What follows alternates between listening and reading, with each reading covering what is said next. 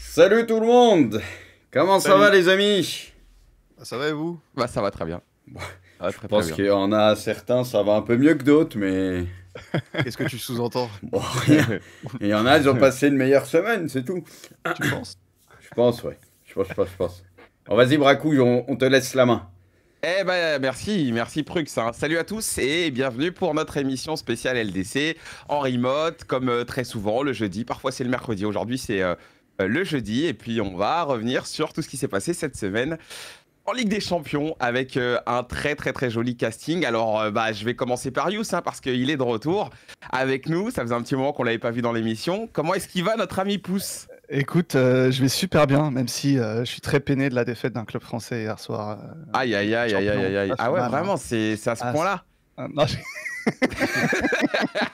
C'est honteux, tu soutiens même pas les clubs français en Coupe d'Europe, Just. La honte. T'es honteux. Tu penses pas à l'indice UEFA? Bah oui, normalement, Ah ouais, on doit ouais. être ensemble dans ces moments on reste à compliqués. gagner, je vois pas de quoi vous parlez.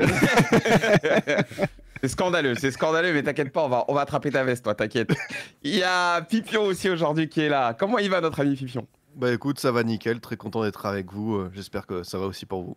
Bah écoute, ça va super. Et puis on finit avec Prux, notre ami Prux, qui est là. Comment est-ce qu'il va le Prux? Bon début de semaine, pour le moment, c'est pas mitigé Quoi en ça? espérant. Pourquoi ça? Non, j'ai dit je vois ça, je vois ça. Ah, voilà, bah forcément, ça fait plaisir, donc en espérant que ça continue. Eh bah écoutez, parfait les amis, on a l'air bien en forme. On va donc parler de tous ces matchs juste avant. Petit reminder pour notre partenaire Winamax qui est toujours là, vous le savez bien sûr. On revient à notre offre de bienvenue assez classique hein, qu'on va vous présenter à l'écran. Vous le savez, vous déposez 100 euros sur l'application ou sur le site, vous avez 100 euros doublés tout simplement et avec le code ORGE10, eh bien c'est 10 euros supplémentaires pour parier. Quand on vous dit parier, bien sûr, c'est juste pour vous amuser. Faites attention avec les jeux d'argent, c'est dangereux.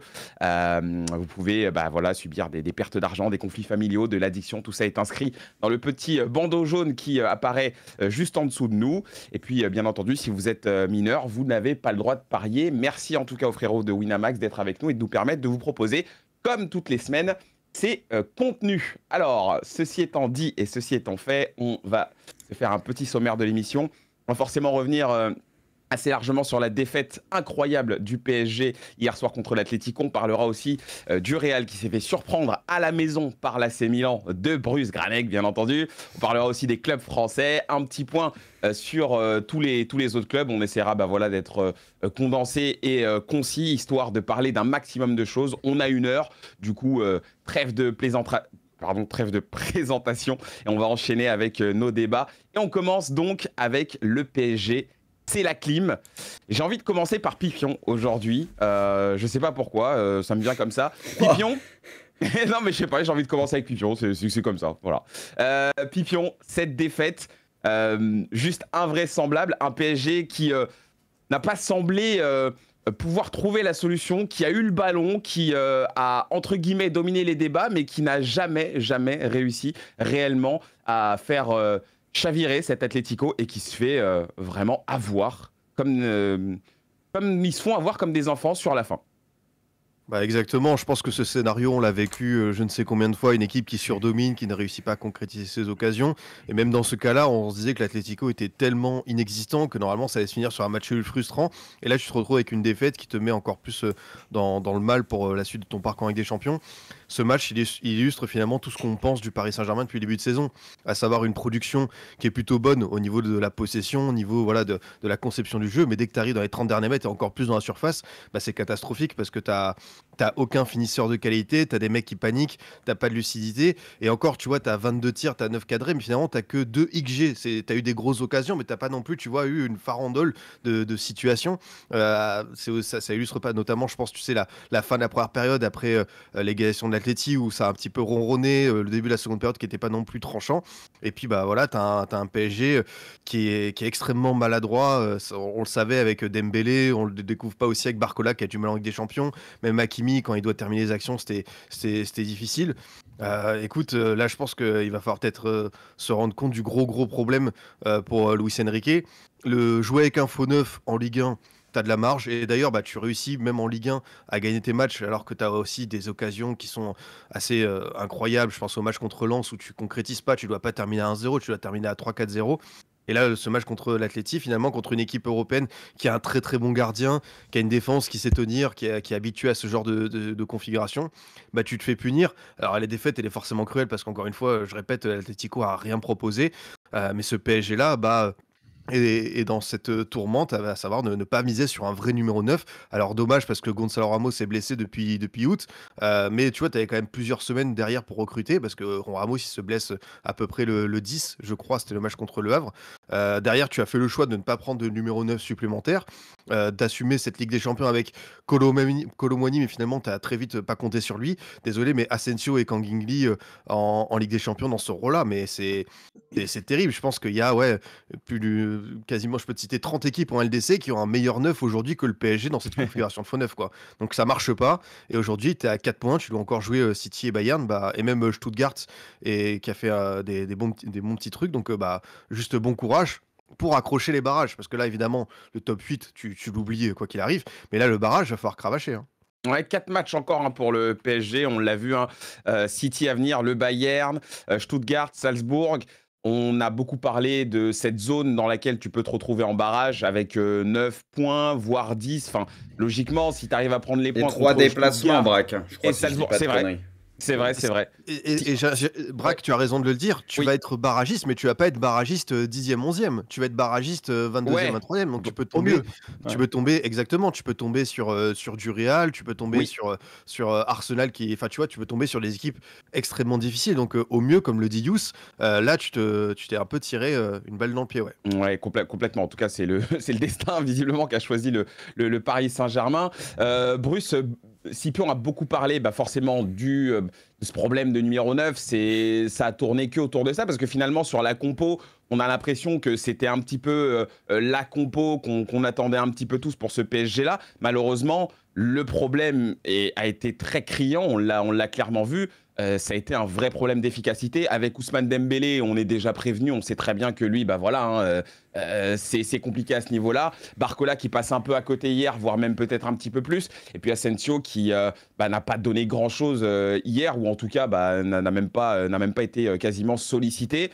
Est-ce qu'on peut expliquer cette déconvenue du PSG seulement par ce problème de numéro 9, ou est-ce que toi, tu vois d'autres choses encore à redire sur la prestation globale de l'équipe ? Bah, les semaines en LDC se suivent et se ressemblent pour le PSG. On a toujours le même constat. On savait très bien que le PSG allait dominer, allait se créer plus d'occasions que l'Atlético. On l'avait tous dit avant le match. Mais après avoir dit ça, on avait dit il y a un monde où ils arrivent quand même pas à gagner ce match parce qu'on commence à avoir l'habitude. Comme l'a dit Pipion, je crois ils ont eu 0,70 G l'Atlético, ils ont mis 2 pions. Voilà, ça s'appelle l'efficacité. Et le PSG, tu pourrais même leur donner 5 G qui seraient capables de mettre qu'un pion. C'est ça le souci de cette équipe. On le savait dès le début qu'il y avait un problème de numéro 9. En plus, bon, ça c'est la faute à pas de chance. Ramos s'est pété. Mais comme l'a dit Pipion aussi, bon, tu pouvais peut-être recruter un autre 9. Le truc, c'est que Enrique, on a compris, et déjà la saison passée, même quand Ramos était dispo, qu'il comptait pas de ouf sur lui, il aime pas les numéros 9. Il nous dit après chaque match qu'il est très heureux, que quand on voit les stats, il espère reproduire les mêmes matchs, continuer comme ça. Il est très content de ce qu'il voit. Mais moi, la vérité, le plus gros fautif, c'est Enrique. Il se fout de la gueule du monde et il continue pour moi. Il est entêté avec son truc de faux neuf. Que tu mettes Asensio, Lee, qui tu veux, ça marche pas, ça marche jamais. Ils peuvent se créer 400 occasions, on le sait tous, et ça fonctionne pas. Donc pour moi, tu as un choix par défaut. Oui, c'est pas un pur buteur. Oui, c'est pas un pur neuf, ce que tu veux. Mais Colomwani, pour moi, t'aurais dû, quoi qu'il arrive, forcer un peu plus avec lui. Parce que pour moi, t'as pas d'autre alternative aujourd'hui. Mais il continue à faire ça, et ça pour moi c'est de sa faute, à 100%. Voilà, on a un PSG comme chaque semaine qui se crée beaucoup d'occasions, qui joue mieux collectivement, qui défend mieux dans l'ensemble. Moi ça je persiste et signe, mais bon, c'est la finalité au foot, c'est aussi de mettre des buts, et là aujourd'hui force est de constater qu'il n'y a pas grand monde qui est capable de marquer des buts dans cette équipe, notamment en Ligue des Champions, parce que quand tu vois que Barcola et d'autres joueurs du PSG, ils ont un peu plus de confort en Ligue 1, en Ligue des Champions. Ce petit confort, il disparaît et ça se complique un peu plus. Tu vois, Barcola, en Ligue des Champions, c'est très décevant pour le moment. Et il y a le contraste avec le championnat où la plupart du temps, il fait des misères. Donc voilà, mais j'ai même pas envie de tomber que sur Barcola parce que c'est la Ligue des Champions, c'est le plus haut niveau, il est encore jeune. C'est juste que l'effectif est pas si bien construit que ça. Il te manque ce fameux neuf. Voilà, mais ça, on le savait avant et c'est de la faute à Enrique qui aime jouer sans neuf. Et voilà, donc...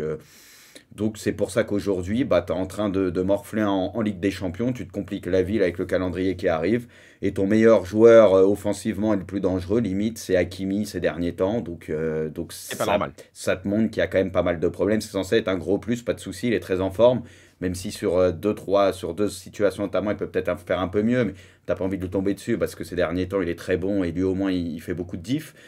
Mais voilà, Enrique, le PSG, le mercato qui est dur à comprendre parce que tous, pourtant, on n'est pas les plus grands connaisseurs de foot de l'histoire, mais on a tous souligné ce problème avant et on fait que dire que Enrique, il continue à être relou avec ce poste de numéro 9.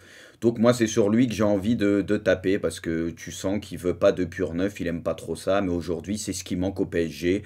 Tu mets n'importe quel neuf qui est potable ou qui est bon, il ferait des différences énormes dans cette équipe. Tu mets un Ajorc par exemple dans ce PSG-là, je suis sûr et certain. Non mais c'est vrai, tu mets juste un Ajorc dans ce PSG-là sur les matchs de poule, je te jure que le PSG, ils sont pas dans cette situation. Donc je veux dire, au bout d'un moment, t'es le PSG, t'as des moyens, tu peux attirer du monde, faut arrêter de se foutre de la gueule du monde, à jamais vouloir mettre des purs neufs, des tueurs dans la surface. Le football de haut niveau, et notamment la Ligue des Champions, ça se joue sur des détails, et il te faut un mec capable de finaliser. Voilà, c'est comme ça. Aujourd'hui, le PSG, ils ont pas ce mec-là.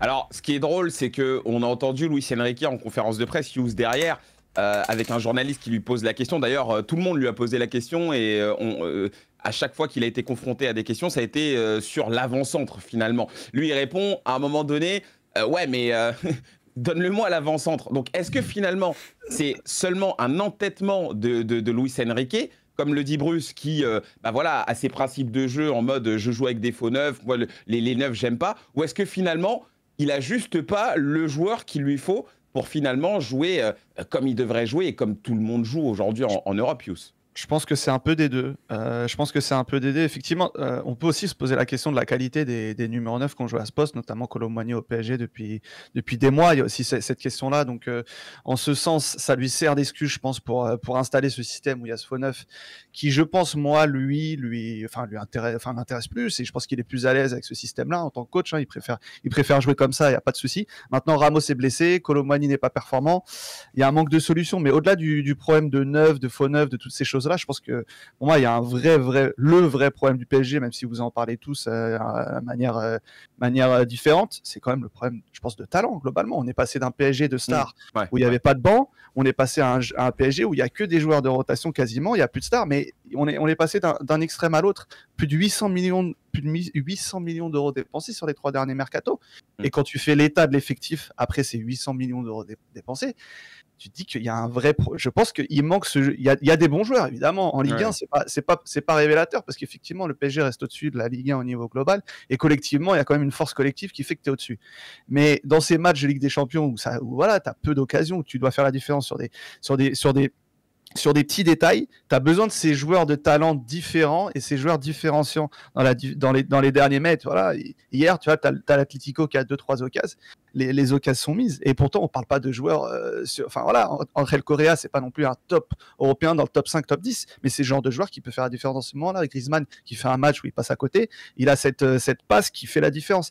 Il manque, je pense que, sans dire qu'il manque ces joueurs-là, les joueurs de l'Atlético, mais je pense que dans ce PSG, il manque des joueurs de différence, vraiment de talent supérieur. Et quand tu as dépensé 800 millions d'euros sur 3 mercatos, normalement, tu es censé en avoir. Je me pose la question quand je regarde cet effectif. Il manque juste, si je peux rajouter un petit truc pour compléter. Moi, je suis d'accord, mais pas complètement, dans le sens où vraiment ce PSG, je trouve que sur le contre-pressing, etc., et même sur certaines situations, ça combine bien, et même en Ligue des Champions, bon, à part contre Arsenal, notamment la première mi-temps, dans l'ensemble, ils ont bouffé leurs adversaires jusqu'à maintenant, on va pas se mentir. Dans le jeu, à la récup, etc., c'est... Là où je suis d'accord avec toi, c'est dans les deux surfaces, tu as un Donnarumma, il est catastrophique, il va jamais te faire gagner des points quasiment en Ligue des Champions, il va plus t'en coûter, on l'a vu contre Arsenal, on le voit encore là, tu as l'arrêt à faire, l'un des rares trucs qu'il a à faire pendant le match, je suis désolé, mais bon, il peut quand même mieux faire sur le but à la fin, et t'es pas décisif dans les 20 derniers mètres parce qu'il te manque, et c'est là où je suis d'accord avec toi, 1 ou 2 mecs qui ont l'habitude de la Ligue des Champions et qui sont buteurs. Tu vois, Dembélé, ça n'a jamais été un top buteur. Donc, tu as perdu Ramos, qui était peut-être un de ceux-là et qui va revenir. Mais c'est là où tu aurais dû combler ça par un autre mec qui t'assure un peu l'intérim entre-temps. Mais encore une fois, on en revient à la même chose. Enrique, il a dit, l'effectif, moi, ça me va. Il n'aime pas forcément les purs neufs. Donc, moi, c'est pour ça que j'ai envie de tomber sur Enrique. Mais pour moi, et encore une fois, dans le jeu, je trouve que le PSG, il y a quand même des choses intéressantes. C'est ça qui est frustrant parce que Pour arriver jusqu'à la surface adverse, c'est il te des manque choses magnifiques des fois juste même. un putain de buteur, un mec qui sait finaliser pour moi. Et avec le nombre de ballons qu'il y a dans la surface, etc., je suis désolé, mais là, je pense que tu as au minimum 4 points en plus dans cette Ligue des Champions et on n'a peut-être pas le même discours aujourd'hui. Pour moi, c'est ce qui manque. Moi, je suis assez d'accord avec tout ce que vous avez dit, plus ou moins. Et je vais aller même encore plus loin. Moi, ce qui me gêne avec ce Paris Saint-Germain-là, c'est que je pense aussi qu'il y a quand même une certaine dose de talent. Peut-être pas la même que dans d'autres clubs européens, que dans d'autres gros clubs européens. Mais je pense aussi qu'il manque pas mal de leadership. Il y a un vrai problème à ce niveau-là. Parce que on est d'accord, Luis Enrique vampirise un petit peu cette équipe. Il veut absolument instaurer ses principes. Il veut absolument être le patron. Tout ce qu'il décide, ça doit être respecté à la règle. Et tu le sens. J'ai eu la chance d'être au match hier. Tu sens que les joueurs, limite, en vérité, je dirais pas sont comme des robots, mais c'est la philosophie de jeu avant tout. Et limite, la part de créativité, bah, elle est un petit peu mise au second plan parce que bah, t'as un petit peu ce gourou qui veut imposer ça et tu sens que les joueurs sont un petit peu bridés par ça.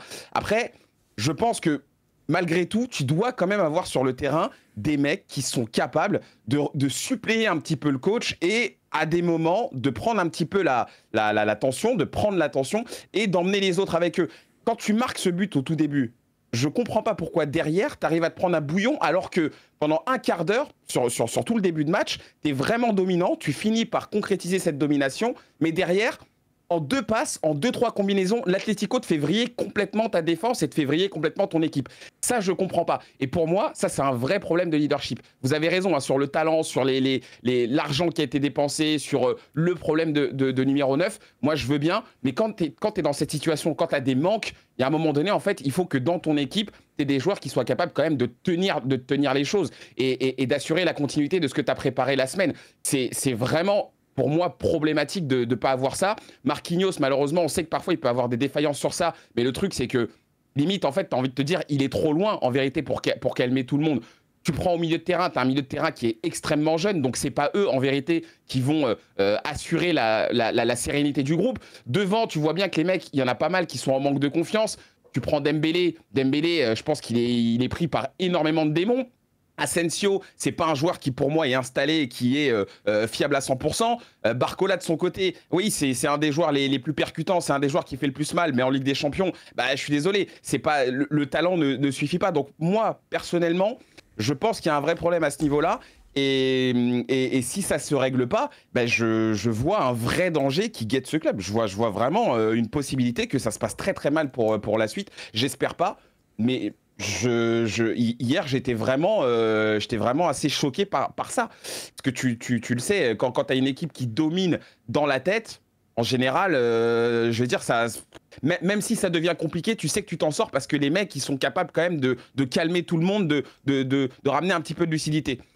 Là, j'ai pas vu ça et moi, ça me gêne énormément. Je sais pas ce que vous en pensez, Pipion. Non, ce que tu dis, c'est assez juste et pour aller dans ton sens, sur ces matchs de Ligue des Champions depuis le début de la campagne, il y a trop d'écart de niveau au niveau du 11 où tu as des mecs qui vont faire leur match, tu vois, Pacho par exemple, et d'autres qui vont complètement passer à côté. Hier, tu as Nuno Mendes, tu as Vitinha. Et pourtant, Nuno Mendes et Vitinha, ils sont là depuis un certain temps. Ça reste relativement des jeunes joueurs, mais ils sont quand même installés et tu as ce sentiment que ça devrait être des patrons déjà. Moi, tout ce débat sur l'âge et tout, c'est le projet du Paris Saint-Germain, c'est ce qu'on veut nous vendre. Moi, encore une fois, j'ai envie d'y croire en disant ok, ils sont repartis sur un truc, et Louis t'as très bien dit, d'un extrême à l'autre, un projet star, puis maintenant un projet jeune joueur, gros talent, des prospects et tout, pourquoi pas, mais à bout d'un moment il faut aussi savoir qui sont tes leaders, et t'as besoin d'un patron par ligne, et aujourd'hui au PSG tu te dis normalement tu devrais l'avoir parce qu'au niveau des statuts t'as un mec qui te fait couler par ligne à la limite, mais voilà, pas plus. Normalement ta colonne c'est Donnarumma, Marquinhos, Vitinha, Dembélé. Si tu prends les âges, le statut et tout, mais là regarde le match d'hier, sur les 4 que j'ai cités, qui fait un bon match, qui passe totalement à côté, bah, t'en as plus qui passent un petit peu à côté que des mecs qui t'as des certitudes. Et à côté de ça, t'as plein de jeunes joueurs qui sont pas encore totalement bien intégrés, encore plus en Ligue des Champions, où là vraiment tu te rends compte qu'il y a quand même un écart niveau. Mais même sur tes leaders, bah t'as pas de marge, t'as pas de garantie. Et ça, c'est vraiment ce qui conditionne aussi un Paris Il n'y a Saint-Germain pas le qui banc en fait plus. pas sa Regarde le qualité. banc, ça fait peur. Les Bah, gars, le banc, oui, le banc, c'est comme tu as dit, 800 millions pour avoir ce banc-là, au secours, Les, quoi. les gars, juste si je peux rajouter un truc, mais on l'avait vu venir à 10 km, ça, que Bien l'attaque, sûr. elle allait pas être au niveau en Ligue des Champions, en championnat, on l'avait tous dit, on savait que ça allait passer tranquille, machin, et on le constate, mais qu'en Ligue des Champions, quand tu voyais l'attaque, mais compare cette attaque du PSG aujourd'hui au top 8, top 9 européen, mais le PSG, ils sont tout au fond. Je veux dire, l'attaque, elle fait rêver qui, là? Soyons honnêtes, 2 minutes, il y a des joueurs Elle est intéressants. trop tendre, cette Moi, attaque. Barcola, j'aime bien, et j'ai pas envie encore de tomber dessus. La Ligue des Champions, c'est un peu compliqué pour le moment, mais tranquille. Dembélé, ça fait 100 ans, on connaît ses qualités, ses défauts, il n'y a pas de surprise. C'est pas lui qui t'amènera loin en Ligue des Champions, on le sait tous. Et le reste, Asensio, Lee, qui tu veux, machin, bon, on a compris déjà aussi que ça avait ses limites. Donc, j'ai dit, non, Hirou, j'ai dit le PSG sera plus performant cette année collectivement et tout, et c'est le cas. Tout ce que j'ai dit au début, je suis raccord, et pour moi, ça se confirme. Là où par contre, j'ai peut-être un peu tort, c'est que je pensais que oui, en se créant 50 occasions, il y avait quand même des mecs qui étaient capables de mettre un but de temps en temps. Mais j'ai dit depuis le début, et moi je les avais pas mis top 8 Ligue des Champions, j'avais dit il y a des manques et offensivement c'est pas au niveau. Moi je les avais mis barragistes et j'avais dit ils sont même pas dans les 8 meilleures équipes. S'ils vont en quart de finale, ça sera déjà très bien, j'avais dit le PSG. Mais en championnat, ils sont meilleurs et collectivement ils sont meilleurs, ça je persiste et signe. Mais après quand t'as un gardien comme ça, Donnarumma, et parce qu'il a ce statut, là, ce que tu veux, comment déjà tu veux espérer aller plus loin? Donnarumma, la vérité, il fallait déjà commencer à penser sérieusement à s'en séparer. Tu n'iras jamais loin avec un gardien comme ça qui est nul au pied, qui même sur des arrêts qui peuvent être décisifs, il n'est pas décisif en Ligue des Champions. Les Donc, sorties aériennes, tout ça. non, il y a mais trop de faut défauts. arrêter. Pour un gardien de cette stature, normalement, je suis d'accord avec Je toi. viens d'en parler, t'as pas de neuf. Le seul neuf que t'avais, il a chauffé le banc l'année dernière, limite, avec Ramos, enfin le seul pur neuf. Je me répète, mais Enrique, il aime pas les neufs et t'as un gardien. Si t'as pas un bon neuf, un bon gardien au minimum, t'es foutu en Ligue des Champions. Je persiste et signe sur le reste collectivement et tout. Moi, je vois des choses un peu plus intéressantes et tout. Même si hier, tout le monde ne fait pas un gros match. Mais encore une fois, en Ligue des Champions, tu te crées un volume d'occasion, mais incroyable. Je veux dire, t'es bien au-dessus dans le jeu de tes adversaires. J'enlève Arsenal. Oui. C'est encore une fois, t'as un gardien qui est pas décisif et t'as des attaquants qui sont pas décisifs. Alors que t'as une multitude d'occasions. Donc on en revient au même problème. Voilà, Oui. c'est comme ça. Si je peux me permettre, moi je vais revenir sur ce que tu disais au début et je suis désolé, je vais un peu insister sur ça. Mais quand tu as un Barcola qui hier n'y arrive pas et passe un peu à côté, qui va lui dire qu'il y a un problème? Quand tu as Asensio qui est fantomatique sur la pointe de ton attaque, Mais je suis d'accord sur le truc des leaders, Braque. Non, mais Donnarumma, c'est censé être un des meilleurs gardiens au monde. Braque, t'es pas censé lui apprendre à bien. Tu vois, il est pas censé être au fond du trou tout le temps, je sais pas.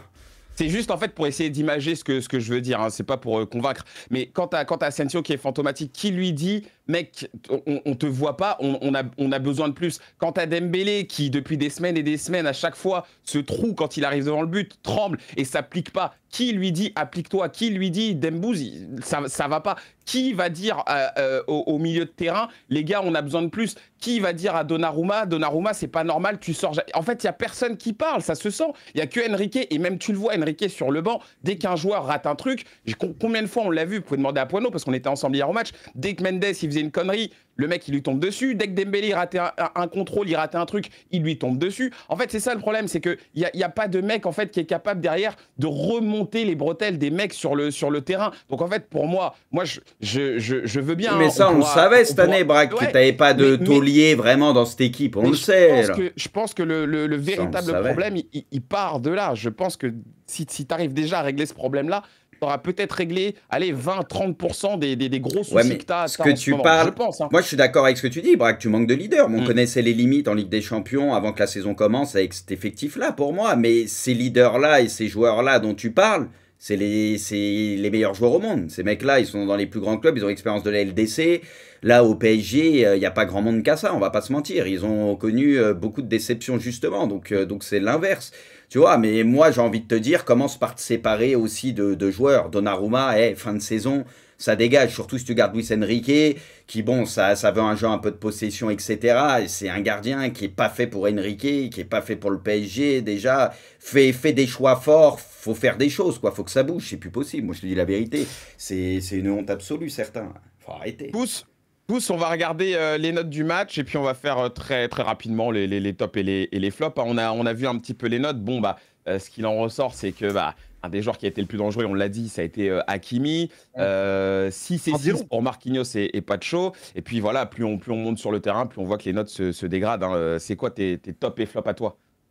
Bah, j'ai envie de te dire, oui, c'est vrai qu'Hakimi a été un des plus dangereux. Dire Maintenant, Hakimi, hein. On l'a entendu, on l'a entendu. Bueno, il était heureux. il est resté Bueno, il a- sur la gorge. Non, mais effectivement, ça a été un des plus dangereux, mais il est aussi sur la photo d'occasion qui peut faire la différence et il fait peut-être le mauvais Ouais. choix, notamment celle où il doit décaler. Donc, mais malgré tout, j'ai quand même envie de le mettre en top parce que je pense que le fait qu'il soit le plus dangereux, c'est à mettre à son crédit, mais le fait que ça soit seulement lui le plus dangereux, c'est plutôt à mettre au crédit de l'entraîneur, mais dans le mauvais sens, tu vois. Donc j'ai quand même envie de mettre Hakimi dans les tops parce que Dans j'en les vois tops, pas ouais. forcément d'autres aussi. Et puis dans les flops, la ligne d'attaque, Barcola peut-être en tête. Je trouvais Dembélé peut-être un peu plus percutant, mais c'était quand même Au aussi moins, plein oui, de déchets, comme d'hab. tentait beaucoup de choses, Dembélé. Voilà. Il y a eu En des vrai. combinaisons Ah, avec malgré le Hakimi déchet. intéressantes, ouais. C'est juste pour relativiser entre les deux, c'est pas pour mettre bien non sûr, plus bien Dembélé en top, on est d'accord. Mais ouais, Barcola en flop, mais plus globalement sur toute son aventure européenne, il est pas, je pense qu'il est pas au niveau. Ça reste un bon joueur, mais voilà, faut peut-être pas en faire trop sur lui et se rappeler que ce genre de match, quand tu joues contre des grosses équipes, bah, il faut peut-être des joueurs d'un niveau supérieur. Et ouais, je mettrais Barcola en flop et je laisserai. Il y en a d'autres à citer, donc je vais laisser les autres les citer. Et ouais. Barcola Tranquillement. en flop et Hakimi en top. Ok, pour toi, Pipion, ça donne quoi? Moi, mon flop, c'est Vitinha parce que c'est un joueur Ah. qui, la saison dernière, m'a énormément plu, qui a pris une sacrée dimension. Et là, j'avoue que je le reconnais pas totalement. Il a plutôt bien démarré, mais c'est sur ce genre de rendez-vous, forcément, on l'attend parce que c'est censé être le meilleur milieu du Paris Saint-Germain. Est-ce qu'il est bien Et- utilisé?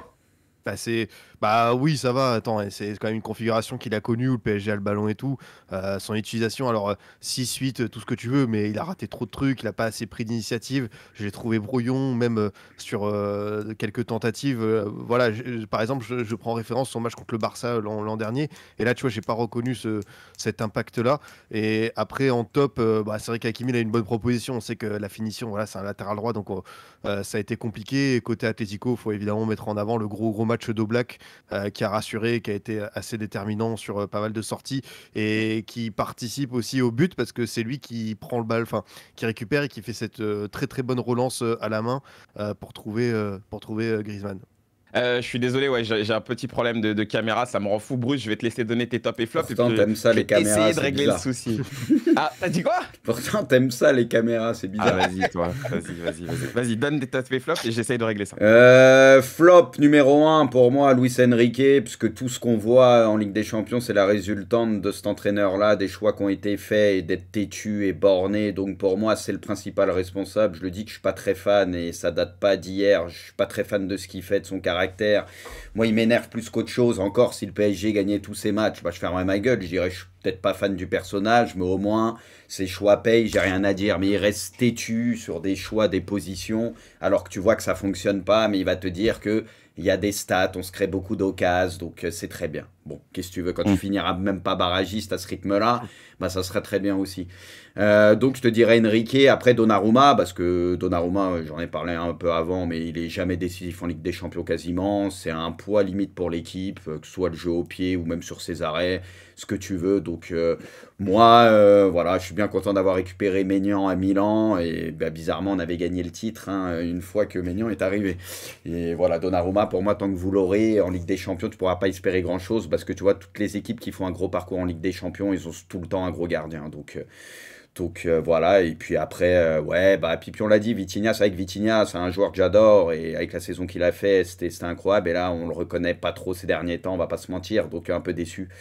Donc voilà, je dirais ça. Après Asensio, carrément, je l'en veux même pas, parce qu'on connaît ses limites, et là, pour moi, Oui, voilà. Enrique l'envoie au casse-pipe, et puis voilà, donc voilà, et après, niveau top, Hakimi, oui, t'es obligé de le mettre parce que c'est lui le plus dangereux et tout. Après, c'est pas que je lui en veux un peu, mais il a une ou deux grosses situations où il peut peut-être mieux faire. C'est juste ça, quoi. Ça aurait été un match parfait si sur une des deux occasions ça finit en but.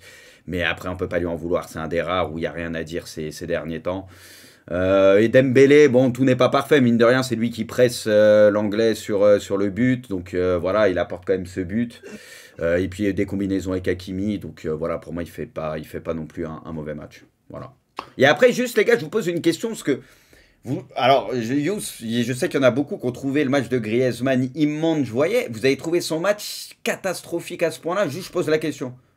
Il a eu du déchet après dans son rôle où son équipe est restée à 10 mètres de ses buts tout le match. Qu'est-ce qu'il aurait pu faire de mieux? Maintenant, il a eu du déchet, mais il fait la différence sur la fin. Donc, je pense que c'est à relativiser le déchet qu'il a eu. Ah voilà, parce que moi je suis d'accord là-dessus, parce que quand même sur la fin, la passe, le renversement, il y a quand même un jeu, tu vois, de temps en temps, et que c'est passé tout, ça peut être juste. Le truc, c'est que là où je suis d'accord avec toi, c'est pour le défendre un petit peu, c'est un match qui est très casse-pipe pour l'Atlético et pour les C'est ça. offensives de l'Atlético. Je veux dire, qu'est-ce que tu veux faire dans un match comme ça? Et mine de rien, il a su exploiter quelques trucs, être en rampe de lancement et que ça apporte quelques situations dangereuses. C'est juste ça que je veux dire.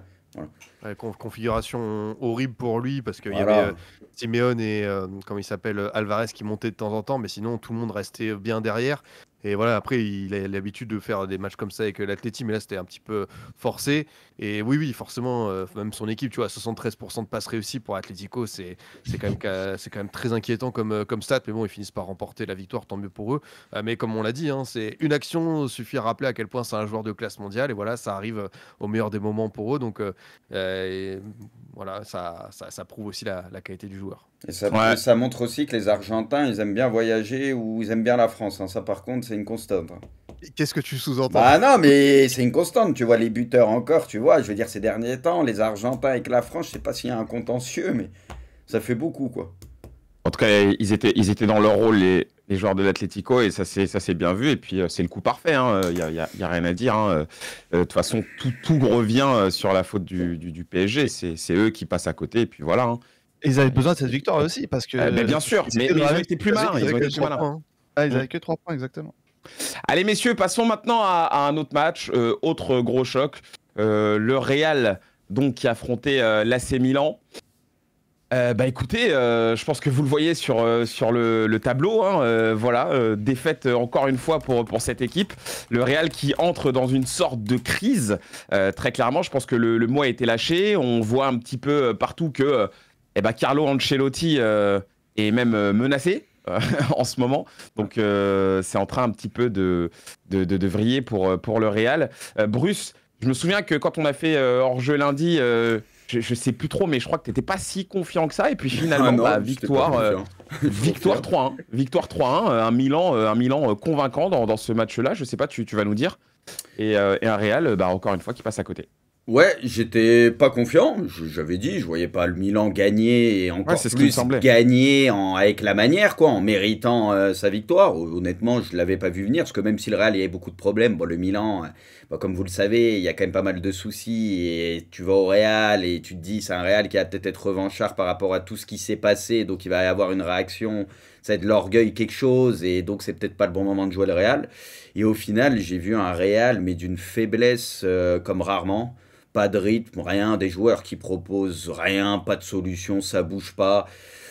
Sur toutes les lignes des problèmes, que ce soit offensif, au milieu de terrain, défensivement, il n'y a pas de lien et voilà, très fébrile. Et un Milan qui était dans son petit fauteuil, qui pouvait jouer à la baballe. Les Madrilènes, ça pressait quasi pas, voire pas du tout. Du coup, à chaque fois, les mecs étaient à 2-3 mètres des Milanais et ils étaient tout confort. Des choix de Fonseca qu'on payait aussi, avec notamment Moussa sur le côté pour aider Emerson et tout, tu vois, sur les prises à deux sur Vini. Donc ça a très très très bien fonctionné. Donc écoute, très content, match très convaincant du Milan avec un Reinders encore une fois qui a été extraordinaire, mais ça c'est pas une surprise. Je mets l'accent sur Fofana qui est très bon ces derniers temps et qui fait vraiment une très très bonne paire avec Reinders très complémentaire. Donc je suis très content de Fofana en espérant que ça continue comme ça. Hernandez a été costaud, Thio match de patron, Maignan match de patron et dans l'ensemble tout le monde a fait le match. Léao, j'étais plus ou moins content de le voir avec un état d'esprit peut-être un peu différent, faisant un peu plus d'efforts. Donc moi j'avais dit que c'était peut-être le match de la dernière chance pour Léao cette saison, pour espérer, tu vois, un futur à Milan et une fin de saison, en tout cas une suite pour la saison plutôt intéressante, parce que pour moi tu pouvais le perdre définitivement, et du coup il a fait des bonnes choses, il est sur 2-3 buts, parce que c'est même lui qui obtient le corner, et il est sur les 2 autres buts aussi. Bon, sur la finition tu vois que c'est pas un mec full en confiance, parce qu'il a des situations 1 contre 1 où il doit mieux faire, Mais j'ai bien aimé son état d'esprit, voilà, parce que souvent, moi, c'est plus son état d'esprit qui me dérange. Morata qui a fait du Morata très précieux, Pulisic du Pulisic, bref, un Milan qui a été convaincant et qui a mérité largement sa victoire. Après, maintenant, le Real, c'est vrai que c'est très, très, très, très, très, très inquiétant parce que, comme j'ai dit, tu as des problèmes sur toutes les lignes. Carvaral, depuis que tu l'as perdu, il y a un avant et un après.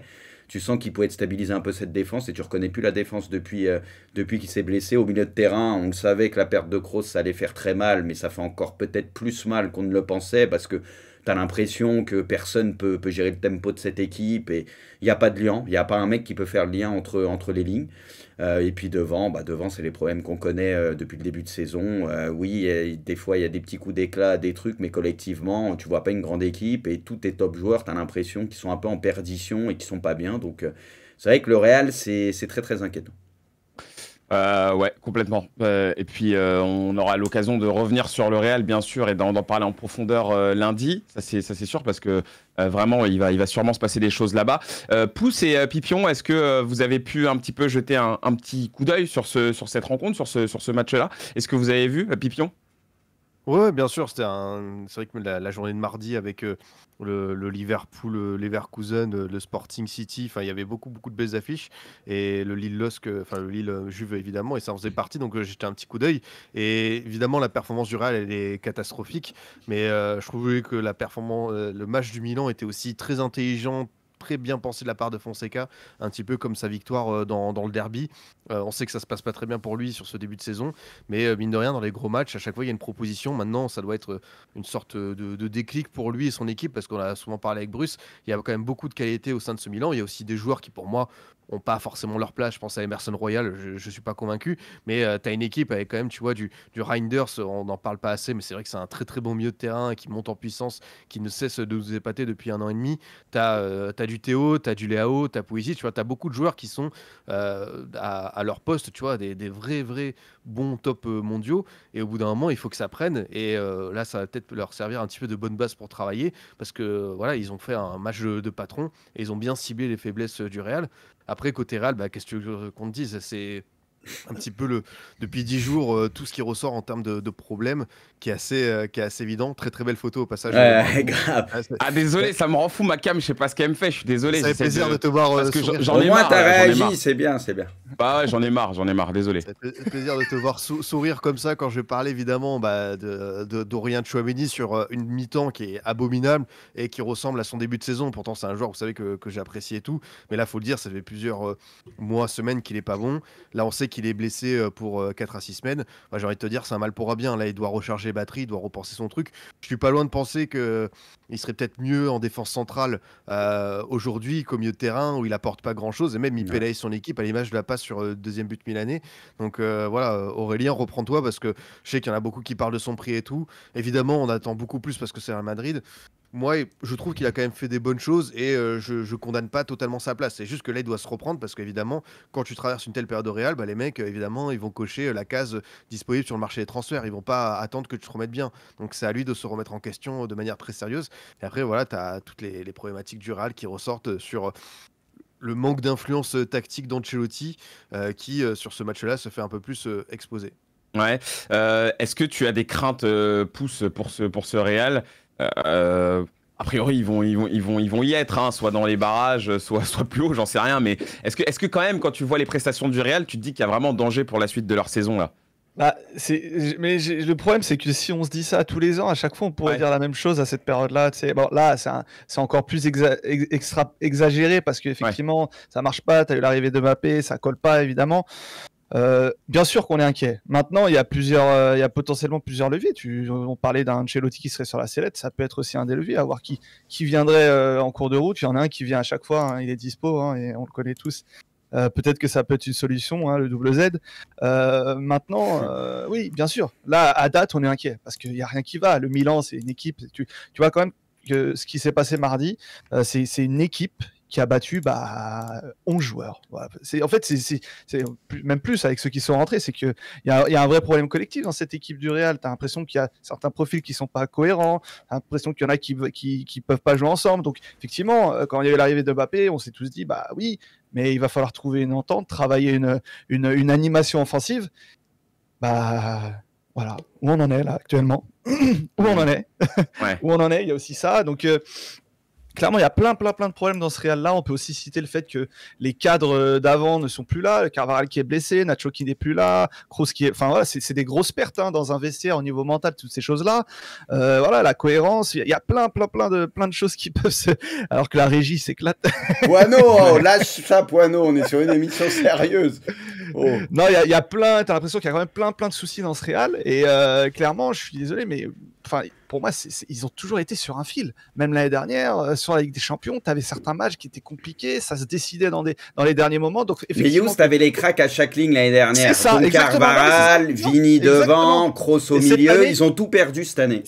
Et du coup, c'est logique que ça tourne dans l'autre sens. Maintenant, je pense qu'il y a quand même des pistes. Il y a quand même... Là, on peut pas dire qu'il manque du talent dans cette équipe. On peut pas dire qu'il manque de talent. Maintenant, il y a peut-être une cohérence, un collectif, une expression à retrouver. Ça, c'est le travail du coach ou peut-être du prochain. Maintenant, ouais, et individuellement, il y a des comportements aussi. Défensivement, c'était scandaleux. Le deuxième but du Milan, c'est juste légendaire ce que nous fait Tchouaméni, mais pas que. T'as Vinicius qui attaque pas le ballon, il le perd et d'un coup, il n'y a personne, ils sont statiques. Personne ne bouge. Morata, il joue super bien le jeu. Trop facile. C'est pas normal que ce soit aussi facile. Enfin, et les équipes, ils ont bien ciblé que côté à Vasquez, bon, vu qu'il n'y a plus Carvajal, ça a tendance à forcer côté à Vasquez que défensivement, bon, tu vois qu'il y a certaines limites et tu peux faire mal.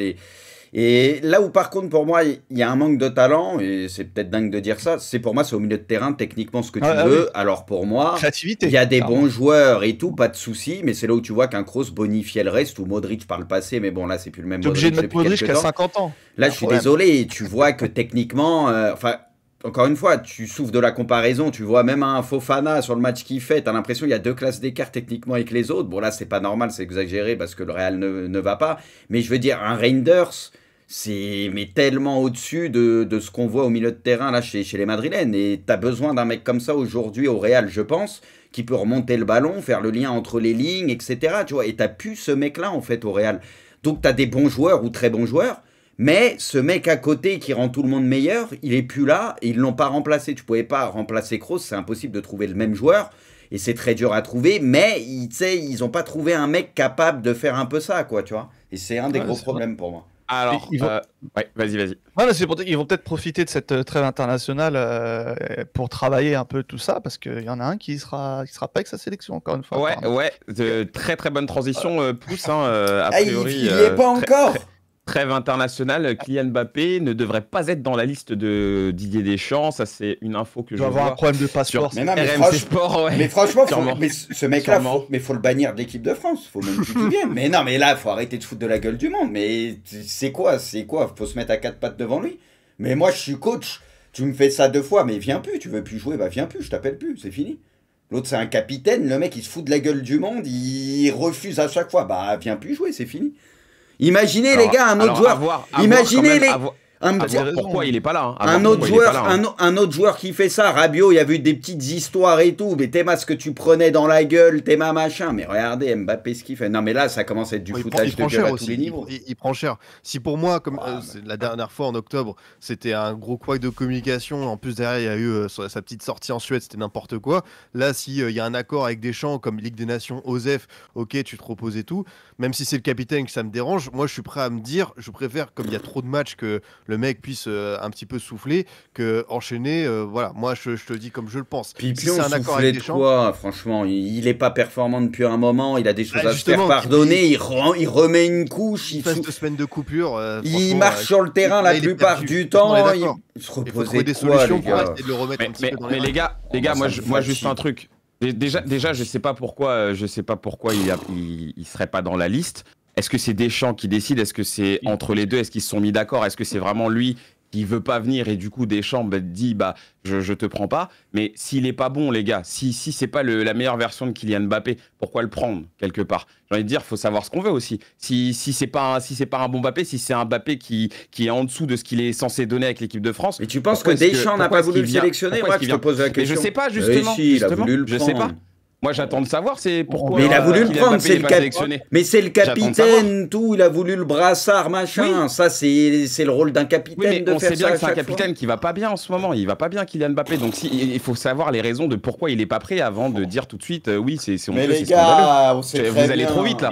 Là, vous Il allez est beaucoup plus trop vite. capitaine Oh, maintenant. arrêtez. Deschamps, il va s'expliquer dans 15 minutes et on verra bien. De toute façon. Ouais, voilà, c'est Mais attendons Deschamps, les il va dire que explications, c'est... hein. Deschamps, les gars, il va dire que c'est un choix de lui, limite. Alors que c'est Mbappé qui lui a dit, mais il va dire, il va tout prendre dans la gueule. On le sait tous, c'est de Mais la de com. toute fa- Deschamps, de toute je façon, suis il- sûr et certain, quasiment, il va dire, c'est un choix personnel, c'est moi qui ai décidé de pas l'appeler pour différentes raisons. Or qu'en vrai, on sait très bien qu'en off, c'est Mbappé peut-être pour X raisons, et voilà. Faut arrêter, les gars. De Bon, toute après, façon, Deschamps fera sa langue de bois comme d'habitude, hein, ça on le sait. Maintenant, attendons de voir. Et le Bonne choix nouvelle. sportif, c'est peut-être Ajor qui a fait un gros match hier soir. On sait pas. La vérité, allez, hein. Moi je préfère. Mike Maignan va Pipion. enfin être... Non, Mike Maignan va enfin être capitaine, hein, parce que si là, il lui donne pas le brassard, je pense que là, il y a un gros problème, hein, parce qu'il n'y a pas de Chouameni, il n'y a pas le Kicks, donc c'est enfin son heure. Hein. Non, Bon, les les gars, amis- sur le chat, dans savoir quoi, machin, comment on peut défendre Mbappé en ce moment, les gars? Il a voulu le brassard, il a tout voulu. Maintenant, la dernière fois, il voulait pas venir en équipe de France. Là, ça recommence. Les gars, arrêtons un peu, arrêtons. C'est du foutage de gueule, c'est tout. Qui défend? Mais il y en a sur le chat, ça défend. Ça veut défendre l'indéfendable. Il se fout de la gueule du monde. Faut dire les choses. Arrêtons 2 minutes. À moi, franchement, Allez, là, ça me vénère. Parlons de choses un petit peu plus heureuses, messieurs. Du coup, parlons des clubs français maintenant, qui se sont tous très bien comportés. Voilà, au-delà du Paris Saint-Germain. Victoire du LOSC face à... pardon, excusez-moi. Match nul du On aurait LOSC bien aimé. face à la Juve, ouais, tout à fait, qui était pas loin, hein, mais qui voilà, a quand même flanché.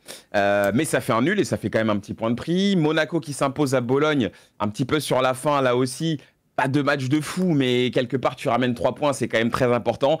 Et la nouvelle victoire aussi du Stade Brestois 29 contre le Sparta Prague. Brest qui s'assure sa place au moins en barrage. Hein, maintenant, on en est quasiment sûr.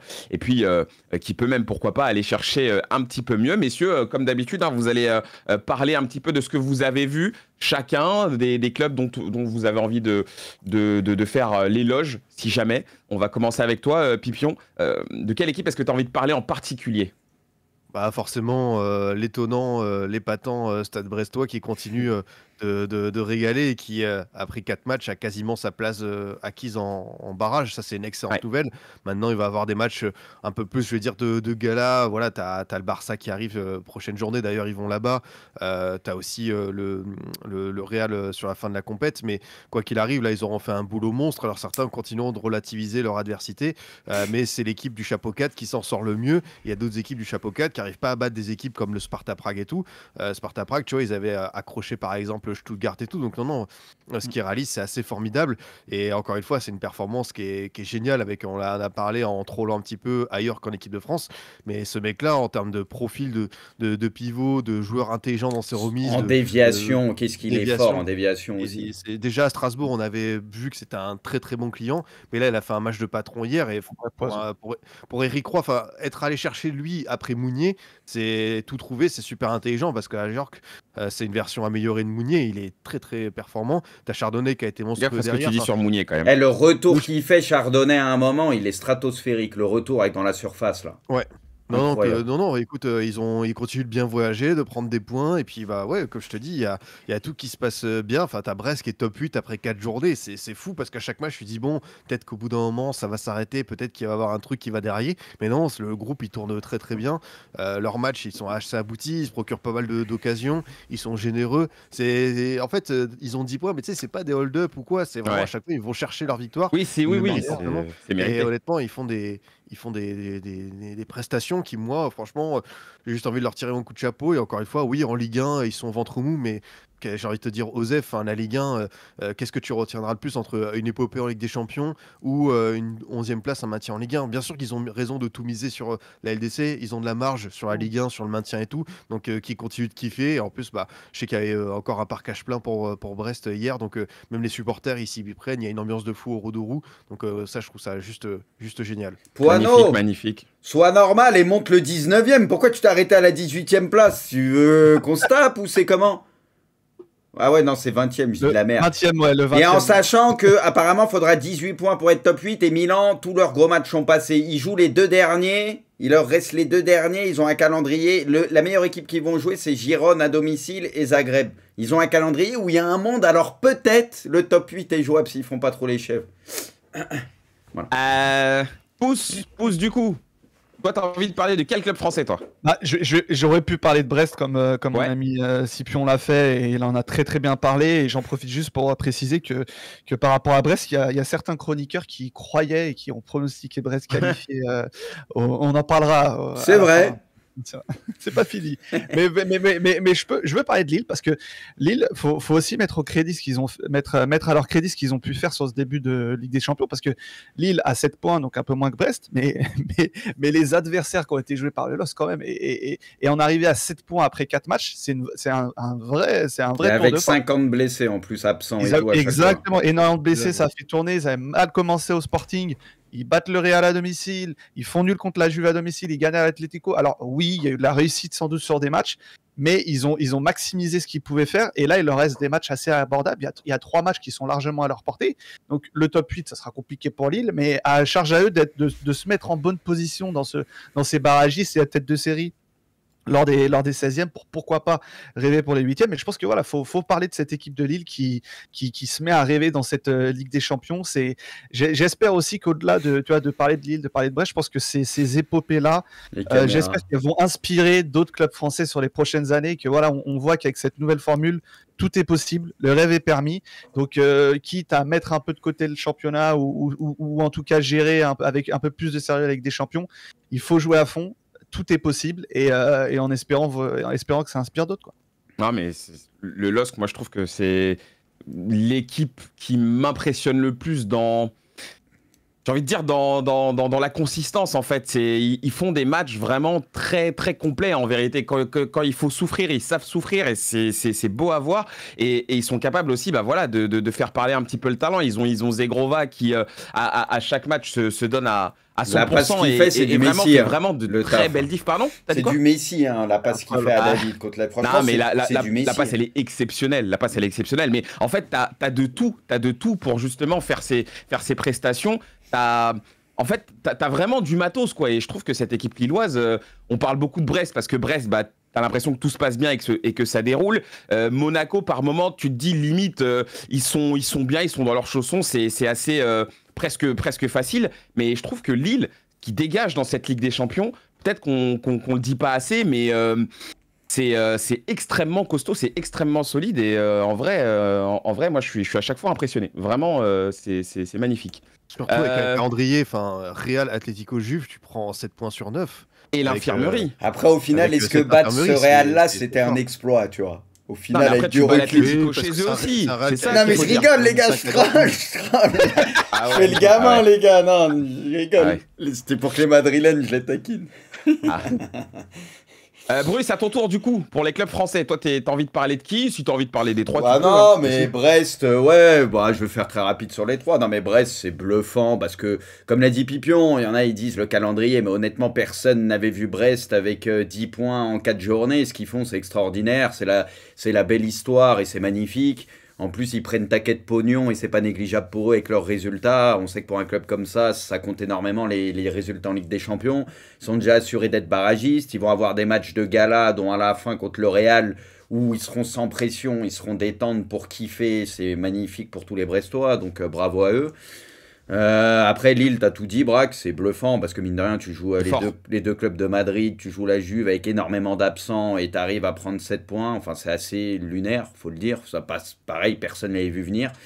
Donc, respect. À Monaco, bon, la victoire contre le Barça, il fallait les battre, hein, même ça 11 contre 10, donc bravo à eux. Et Monaco, là, qui était sur une série en championnat où c'était un peu plus dur. Là, c'était pas évident, mine de rien, à Bologne, mais ils vont quand même chercher leur victoire. Donc, pareil, de toute façon, de manière générale, et je remue pas le couteau dans la plaie, mais à part le PSG, je veux dire, on est bluffé par les autres clubs français. Ils font tous un taf de taré, et c'est bizarre, parce que normalement, c'est le PSG qui fait souvent le taf en poule, etc. Là, c'est eux qui sous-performent, et les autres, limite, ils surperforment de fou. Donc voilà, très content, on va dire, de manière générale, des clubs français. Et on a besoin de ça. Et là, quoi qu'il arrive, on pourra vibrer parce que on aura tous nos clubs qui seront au minimum et très certainement barragistes. Donc c'est déjà incroyable, tu vois. Je pense que c'était pas du Place tout tout le monde. garanti. Donc on pourra vibrer un peu plus longtemps, quoi qu'il arrive. Ouais, complètement. Euh, qu'est-ce qui pour vous, dans cette phase de ligue-là, pour les clubs français, est le plus impressionnant par rapport à tous les clubs français? Parce qu'on peut à chaque fois bah voilà, mettre en avant pour chaque club ce qui est fait. Est-ce que pour vous, c'est plus le Stade brestois qui joue sa toute première Ligue des Champions de l'histoire et qui est ultra performant? Est-ce que c'est le LOSC qui arrive à faire tomber quand même de très très gros et qui fait un nul là contre la Juve, mais en tout cas qui est consistant? Et j'ai même envie de dire, est-ce que c'est Monaco qui assure une certaine continuité? Enfin, je sais pas. Qu'est-ce que vous avez envie de mettre en avant en premier quand vous regardez toutes les prestations des clubs français? Je commence avec toi, Pouce.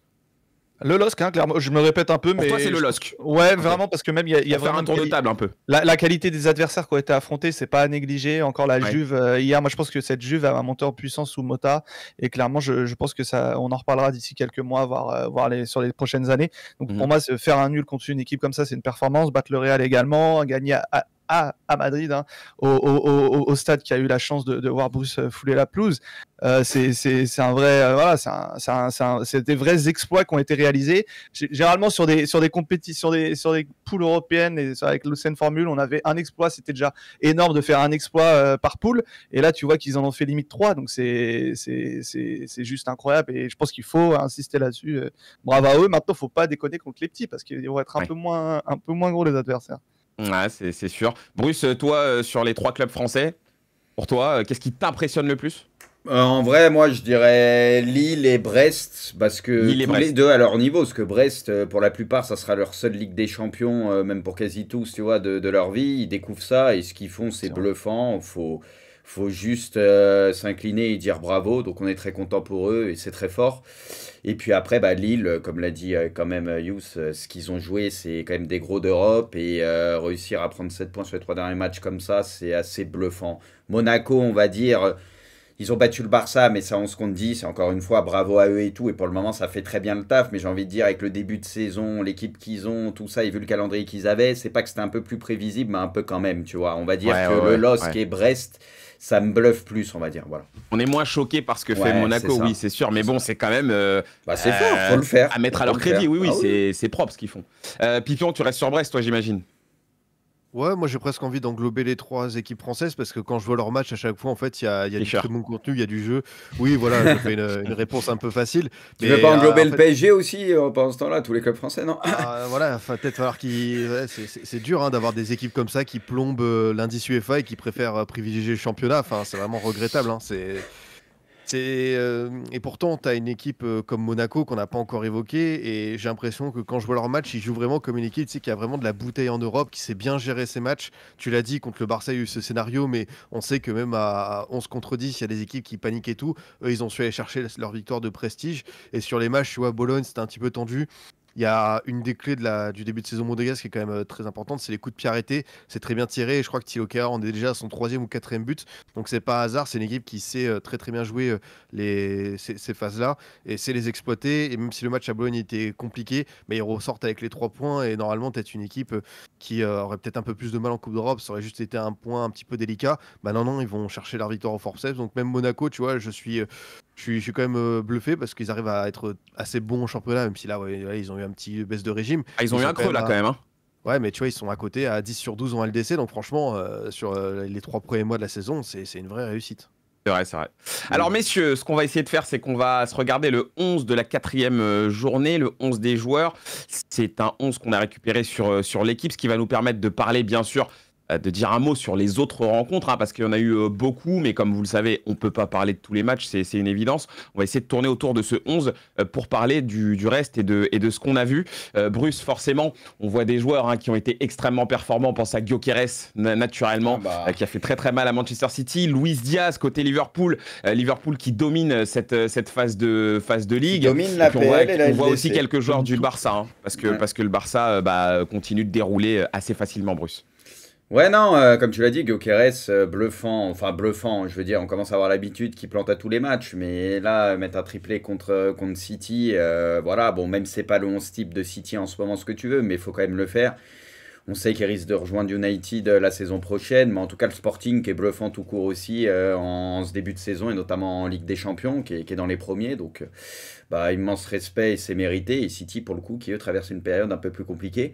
Et Luis Diaz, bah, c'est vrai qu'on parlait de Liverpool. Liverpool, ils sont en train de rouler sur tout le monde en ce début de saison, avec le Barça, très certainement les deux équipes les plus impressionnantes en Europe. Mais c'est vrai que Liverpool, ils avaient perdu un match contre Nottingham, mais le reste, voilà, ils ont quasi tout gagné. Bon, il y a eu un nul, mais ils ont tout gagné. En Ligue des Champions, ça déroule quoi, avec une facilité. Et là, ils ont détruit Leverkusen. Bon, ça s'est accéléré en deuxième mi-temps, mais on se doutait qu'il y avait un écart de niveau entre ces deux équipes, en tout cas sur ce début de saison, et ça s'est confirmé. Et, bon, ils avaient détruit Milan aussi chez eux. Voilà, Liverpool en ce moment, c'est impressionnant. Et Luis Diaz aussi, quel joueur, parce que c'est vrai qu'on parle souvent de ça là et tout. Bon, t'as Gakpo aussi qui fait des bonnes choses, mais Luis Diaz, c'est vraiment un mec qui peut te déglinguer n'importe quelle défense et faire tellement de choses. Il pèse tellement, super joueur. Et Liverpool, écoute, l'après-Klopp qui pour le moment est parfaitement géré, quoi. Mm. On se remet du coup ce 11 pouces, je te laisse aussi le commenter. C'est vrai qu'on a, Bruce a tout à l'heure parlé de Tijani Reinders, bon, on a pas mal parlé sur le débrief du match du Real contre le Milan, mais Chardonnay aussi hein, qui est présent dans ce 11, une charnière 100% française. Hein. Ouais, c'est un beau. Quand je dis française, vous m'avez compris. Club français. Ouais, exactement. Français. Ouais. Non, c'est un 11, effectivement. On retrouve des noms qu'on avait perdu de vue. Le petit Marco Piaca à gauche, hein, qui fait les bonheurs du Dynamo Zagreb. Mais c'est vrai que ouais, Bruce a raison d'insister sur Liverpool. Je pense que c'est l'équipe de ce début de saison. Clairement, et là, et puis on le rappelle, ils ont joué le Bayer Leverkusen. Ouais, quand même. Excusez du peu. Et puis effectivement, Jules Koundé qui est aussi présent dans cette équipe, qui est un des symboles de ce Barça cette saison, qui est forcément pas dans les premiers noms qui sont cités parce que voilà, il est entouré de joueurs exceptionnels, mais voilà dans son. Ça en parle de plus en plus quand même. Non, on en parle. Ah ouais, et il faut. Ah ouais, Et je pense qu'effectivement, dans ce rôle-là d'arrière droit, il s'impose clairement comme, pour moi, et je pense que peut-être qu'on en débattra un autre jour parce qu'il se fait tard, mais pour moi, il s'impose comme un des meilleurs arrière droits au monde. Mais largement. Il n'y a même pas de débat. J'ai dit un dé pour être tranquille. Pipion, justement, moi je voulais te le garder pour toi, Koundé, mais bon, pousse te la volée. Même moi, j'y avais pas touché exprès, j'ai fait les attaquants, je me suis dit, allez. Pousse, tu vas repartir en vacances, toi, je te le dis. Hein. Oui, carrément. Non, mais Pipion, blague à part, qu'est-ce que t'en penses de ce 11 et forcément, oui, un petit mot pour Koundé quand même. Bah, ça fait plaisir de voir que Yous est avec nous dans la Nouvelle-Aquitaine en force pour représenter nos bons petits joueurs. Non, bah évidemment, moi je suis très content pour Koundé parce que au-delà de la qualité défensive du garçon qui était évidente à l'époque à Bordeaux et à Séville, ce poste latéral droit, il l'a vécu au début comme je vais pas dire un fardeau, mais c'était un truc imposé et tout, parce qu'il y avait des joueurs qui avaient plus leur place en centrale et que lui était plus ce profil-là. On a dû insister avec lui. Il y a eu des matchs compliqués, même ses débuts en équipe de France. Je me souviens du Portugal à l'Euro 2021 où ça n'a pas été ouf. Et finalement, petit à petit, il a pris la mesure de ce poste. La Coupe du Monde 2022 où il s'est d'abord rassuré, je trouve, un petit peu défensivement. Puis le dernier Euro, il est vraiment monté en puissance où il réussissait un contre un. Et maintenant, forcément, on sait que la clé pour la suite de sa carrière à 25 ans, c'est être plus tranchant dans le camp adverse et pouvoir avoir une meilleure qualité de centre, être un peu plus opportuniste dans les 30 derniers mètres. Et le match contre l'Étoile Rouge, ça montre quand même que sous Flick, il y a aussi cette bonne progression. Voilà, triplé de passes décisives, c'est pas hasard. Surtout, regardez, c'est pas juste des passes où il centre au hasard, c'est vraiment des très bonnes transmissions.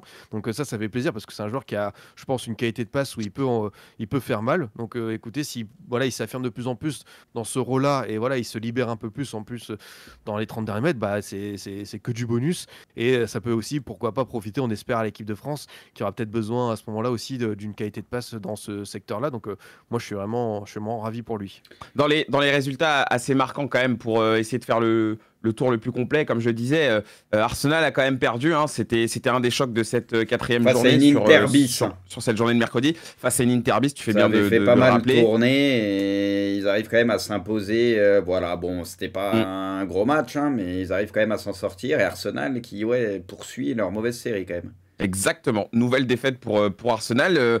Il y a là-bas aussi des petits manques. Là, il y a une forme un peu de décompression là, du côté de Arsenal. On va voir dans les semaines à venir s'ils vont réussir à inverser la tendance. Mais pour l'instant, 12e à 7 points. Rien de grave, bien évidemment, mais ils perdent 3 places. Pardon. Et le Bayern qui s'impose contre Benfica, ça n'a pas été un match facile pour le Bayern. C'est finalement Jamal Musiala qui est parvenu à trouver la faille sur une erreur des benfiquistes. On n'a pas le parlé Bayern aussi. se sort de cette zone et 17e. On va pas parler de quoi? Non, parce que tu parlais d'erreur.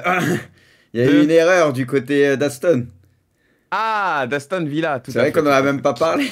Tout à fait incroyable. Dibou. Sensationnel. Mings, ça c'est Dibou et extraordinaire. Mings. C'est extraordinaire. Ouais, c'est ouf ça. Ouais, si les gars, il y en a, vous l'avez pas vu, mais ça a fait le tour du monde, allez voir cette erreur. Elle est lunaire quand même. Et du coup, le pire, Pipion, c'est que ça leur fait perdre la première place. Enfin, je veux dire, c'est ouf en vrai. C'est le premier but qu'ils encaissent dans cette Ligue des Champions, Ouais. donc c'est assez sensationnel. Il y en a qui ont dit l'arbitre trop sévère, machin. Non, la règle, c'est la règle. Déjà l'an dernier, souvenez-vous, Gabriel avait failli faire ça lors d'Arsenal Bayern et l'arbitre avait fait preuve d'une mansuétude assez incroyable. Regardez juste l'attitude des joueurs de Bruges. Le mec commence à faire le pressing. Dès que Mings touche le ballon de la main, tout le monde lève, proteste en signe de l'arbitre. Donc clairement, il avait signifié la remise en jeu. C'est juste une étourderie, mais on est en LDC, on n'est pas en foot loisir le lundi soir. Donc non, bien sûr qu'il faut sanctionner. Même en foot loisir, on la fait pas celle-là. Même en foot loisir, on l'a non, là, c'est saute de concentration, c'est pas normal. Moi, je suis d'accord avec toi. C'est complètement con et ça va pas dans le sens du jeu du foot, mais tu dois sanctionner ça. C'est une faute professionnelle, donc tu es obligé de sanctionner ça, c'est tout. Et comme quoi, ça peut aller très très vite dans cette phase de ligue, puisque Aston Villa passe de la première à la 8e place. Ils perdent 7 places d'un coup à cause d'une boulette incroyable. Ouais, 9 points du coup pour le moment pour être top 8. Et j'ai vu que sur l'équipe, il y avait les probas, ça disait que c'était 18 points. Avec 98% de chance que 18 points, ça te suffit pour terminer top 8. Ouais. Que ce faut tabler sur 18. Donc, on n'y est pas. Et Braque, juste si je peux me permettre, un tout petit truc, parce que sur le 11 type, j'en ai pas parlé. Les gars, Pulisic, encore une fois, je sais que j'en parle de temps en temps. Il était dans l'équipe type, hein. Oui, mais c'est pour ça que je voulais remettre l'accent sur lui, parce que c'est pas le joueur le plus bling-bling, celui qui va faire le plus rêver, dont on va parler le plus, mais c'est un joueur qui est tellement intelligent, qui fait ce dont l'équipe a besoin. Il est décisif à tous les matchs, soit par la passe D, soit par des buts, et même ce qu'il apporte dans le jeu, l'activité qu'il a. Et honnêtement, Pulisic, moi je suis complètement bluffé, parce que quand il arrive à Milan... Oui, on savait que c'était pas un mauvais joueur, que c'était un bon joueur, mais la vérité, je m'attendais pas du tout à ce qu'il prenne cette dimension-là à Milan. C'est un joueur, je suis complètement fan, moi c'est un de mes joueurs préférés de ce Milan-là. Il est juste incroyable, le mec est irréprochable, franchement bluffant. Voilà. Ok. Bah, ça c'est dit pour l'ami Christian Pulisic. Messieurs, on va regarder les cotes des matchs du soir. Bien sûr, on a aussi des clubs français qui sont engagés en Europa League. 2 matchs qu'on a ciblés, des codes que vous pouvez retrouver sur Winamax, sur l'application ou sur le site. Hoffenheim qui reçoit l'Olympique Lyonnais et l'OGC Nice qui reçoit Twente. Ça se passera donc à l'Allianz. On regarde ces cotes-là. Merci, je voyais rien du tout. Ouais, désolé, ouais. Non, t'inquiète. L'OL coté à 2,40 à l'extérieur et l'OGC Nice coté à 1,76. Forcément, on se tourne vers notre ami Pipion qui redresse le torse parce que c'est ses compétitions, ça, c'est son terrain, ça. Qu'est-ce qu'on voit ce soir? L'OL d'ailleurs, sûr qu'il regresse que le torse, là? Fallait que t'en fasses une, hein. De quoi? L'émission, elle était clean et propre. Mais non, mais je parlais de la chaise. Il a redressé sa chaise, là, au moment où t'as dit ça. C'est quand même incroyable, hein. Bon, Vivian. Alors, Lyon, à chaque fois que moi je les mets, alors, je crois qu'ils perdent la dernière fois, mais ça va, ils se comportent plutôt bien en Europa League, là, cette saison. Ouais, le match contre Beşiktaş, ils doivent le remporter tous les jours. C'est juste qu'ils ont une maladresse folle c'est ça. Qui leur empêche de repartir avec 3 points. Sinon, c'était vraiment une domination qui était inédite. Donc, dans le contenu, c'était très bon. Maintenant, tu affrontes un Hoffenheim chez eux, mais un Hoffenheim qui est barragiste de Bundes, qui fait vraiment pas un bon début de saison. Il y a encore quelques joueurs de qualité qu'on connaît bien, comme Kramaric, comme Adam Oslek. Mais très clairement, il y a la place pour l'OL pour continuer à se rapprocher du top 8, parce que je pense qu'ils ont vraiment les armes pour le faire. Et côté Nice, bah, il est grand temps de lancer la campagne d'Europa. Ils sont à un point sur 9 possibles. J'espère que la bonne dynamique en championnat va leur permettre d'enfin prendre une petite victoire. Normalement, contre Twente, qui, je crois, de ce que j'ai vu, pourrait ne pas avoir leur meilleur joueur à disposition, ça devrait le faire. Enfin, on espère que Nice doit enclencher la deuxième dans cette compétition, parce que pour moi, compte tenu de ce qu'ils montrent en Ligue 1, il y a la place pour accrocher les barragistes, honnêtement. Voilà. Bah écoutez les amis, fin de cette émission. Très mouvementé, il y a eu beaucoup de choses. On espère avoir à chaque fois des semaines où il se passe d'aussi bonnes choses, avec, on l'espère, une réaction du Paris Saint-Germain, bien sûr, hein, parce que c'est vrai que pour l'instant, ça fait vraiment tâche pour les clubs francs, enfin pour ils seront barragistes, mais ils vont être dans la... On sait pas, hein, moi je vois un danger, je te le redis, je vois un danger. Ils seront barragistes, mais dans la mauvaise partie de tableau des barragistes, du coup, ils vont croiser un gros sur les barrages, quoi. C'est ça le souci. Voilà. Moi, ce qui me pose un problème, c'est que normalement, tu es censé faire 6 points contre Stuttgart et Salzbourg. Je dis bien normalement, tu es censé les faire. Le problème, c'est que là, cette équipe, elle doute trop. Il y a trop une ambiance un peu parasitée et ça me fait peur. Contre le Bayern et City, franchement, je vois pas le PSG gagner ces matchs-là. Au mieux, tu peux faire un nul, mais honnêtement, je les vois vraiment pas les taper, même si tu reçois City chez toi. Et derrière, le problème, c'est que à tout moment, si tu commences à trembler dans un match contre Stuttgart, parce que Stuttgart, faudra se les farcir aussi. Hein. Ce sera pas. Ils sont relous, Stuttgart. Ce sera pas si évident. L'Atalanta, la marge va être très limitée. C'est l'Atalanta qui les a mélangés là, c'est ça? Ouais. L'Atalanta, apparemment, gros match encore et victoire méritée. Bon, l'Atalanta, ils sont trop forts en ce moment, mais voilà. Mais c'est vrai que Stuttgart, ils ont posé des problèmes à tout le monde. Ouais, c'est casse-couille. Ouais. Et on finit du coup, comme on le dit sur le chat, hein, par cette bonne nouvelle. Chevalier, enfin en équipe de France, ça y est. Le train est bien en marche. Et ça fait super plaisir. C'est parce qu'il y a un blessé, non? Il y a eu un forfait, non? Le Duc aussi. Qui ça? Le Duc. Le Duc. Ah, il est revenu? Ah oui. Il est tellement bon contre nous. Ouais. C'est ça, l'achat, Yous. C'est là que tu vois que Didier, il a vraiment ses têtes. Hein, il a ses clubs, ouais. Il a dit, retrouve un club, je te rappelle. Il a retrouvé un club. Alors que le Penant, il est 10 fois au-dessus de Rabiot ces derniers temps. Faut naturaliser Chirivella. Ouais. Ou Augusto, qui tu veux. Bon, allez, messieurs, on s'arrête là-dessus. Merci beaucoup, Prux. Merci, les gars. Merci beaucoup, Pouce. Merci à toi, Braque. Merci beaucoup, Pipion. Merci, Braque. Merci à tous. Allez, bon après-midi. Bruce, tu continues de streamer? Ouais, je vais peut-être leur dire au revoir gentiment. Je reste un peu, un peu, mais peut-être pas très longtemps. Histoire de... Vas-y, bonne journée, les gars. Merci beaucoup. Ciao. À plus. Ciao, les gars.